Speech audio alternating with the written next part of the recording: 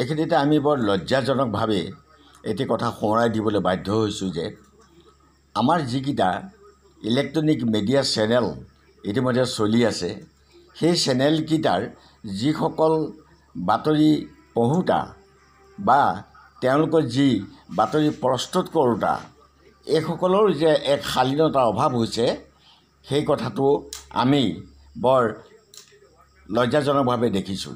বিশেষকৈ নিৰ্বাচনৰ ক্ষেত্ৰত কোনোবা এটা দল জিকে, কোনোবা এটা দল বহু ধৰণৰ ভোটেৰে সৈতে তেওঁলোকে বিজয়ী হ'বলৈ যোগ্যতা যোগায় আৰু যি প্ৰকাৰে নহওক কিয় তেওঁলোকে বিজয়ী হ'বলৈ যোগ্যতা লাভ কৰে।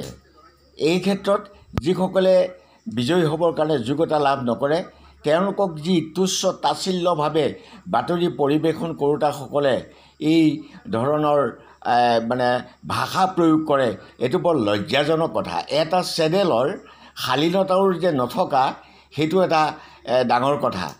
এই চেনেলবিলাকে আকৌ কোনোবা যেতিয়া হাৰ্ট থ্ৰ'ব বুলি কোৱা হয় জুবিন গাৰ্গক, সেইজনৰ কথাটো হ'লে তেওঁলোকে কেতিয়াও এনে বেয়া ধৰণকৈ ক'বলৈ লাজ পায়, নকয়, সাহস নকৰে। কাৰণ তেওঁলোকেও তেওঁলোকৰ পুত্ৰ আৰু বিজেপিৰ দৰে এই কোটি টকাৰ মালিকৰ দলটোক তেওঁলোকে বিভিন্ন ধৰণৰ সৈতে সমালোচনা কৰিবলৈ হ'লে সাহস নকৰে। কাৰণ তেওঁলোকে বিশেষকৈ চেনেলকেইটাৰ এই বাতৰি পঢ়োতাৰ পৰা বা মালিকসকলে এই বিজেপিৰ পৰা যথেষ্ট অৰ্থ লাভ কৰি আছে। গতিকে সেইফালৰ পৰা তেওঁলোকক বেয়া এটা ব্যৱহাৰ কৰিবলৈ তেওঁলোকে সাহস নকৰে। এইটো এটা নিন্দনীয় কথা আৰু চেনেলকেইটাক মই গৰিহণা দিছোঁ। এনেকুৱা চেনেল তেওঁলোকে ব্যৱহাৰ শিকিব পৰাকৈ তেওঁলোকে চেনেল পৰিচালনা কৰা উচিত হ'ব বুলি আমি ভাবোঁ।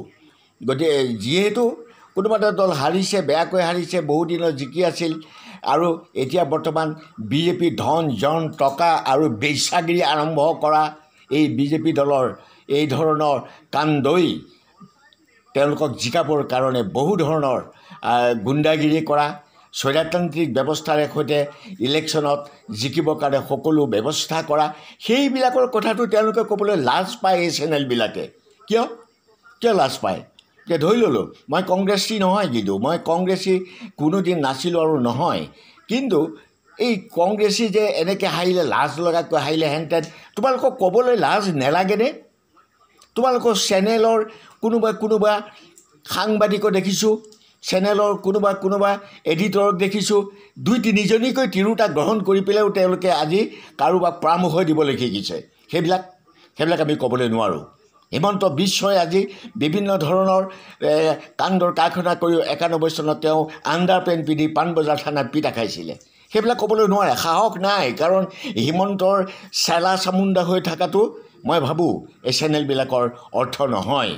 চেনেলবিলাকেও এই অশ্ৰাব্য ভাষা তেওঁলোকেও প্ৰয়োগ কৰাটো উচিত নহয়। সংযত হ'বৰ কাৰণে চেনেলবিলাককো আমি অনুৰোধ জনাইছোঁ। যিহেতু কাৰোবাক সমালোচনা কৰিবলৈ হ'লে এনেধৰণৰ ব্যৱহাৰৰ সৈতে সমালোচনা নকৰিলেও হয়।